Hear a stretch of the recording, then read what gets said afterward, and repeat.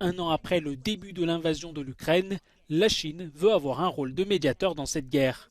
Dans un document 12 points publié ce vendredi, Pékin a appelé Moscou et Kiev à tenir des pourparlers de paix et rejeter tout recours à l'arme nucléaire.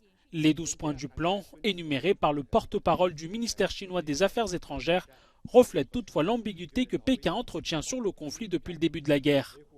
La Chine soutient la souveraineté de l'Ukraine tout en reconnaissant les préoccupations de la Russie en matière de sécurité. Pékin n'a également jamais explicitement désigné l'une ou l'autre partie comme étant l'agresseur ou l'agressé. De son côté, Kiev considère la démarche de Pékin comme un pas positif, mais exprime des réserves quant à sa réelle neutralité. China should do everything in its power to stop the war and restore peace in Ukraine and urge Russia to withdraw its troops. And then, in my opinion, if it is neutrality, then China should talk to both sides, Russia and Ukraine. And now we see that the Chinese side mostly talk to Russian, but not with Ukraine.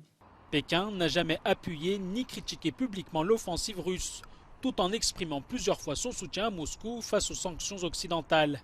Cette guerre est un dossier délicat pour la Chine en raison de ses forts liens diplomatiques et économiques avec Moscou, consolidés par l'intérêt commun de faire contrepoids à Washington.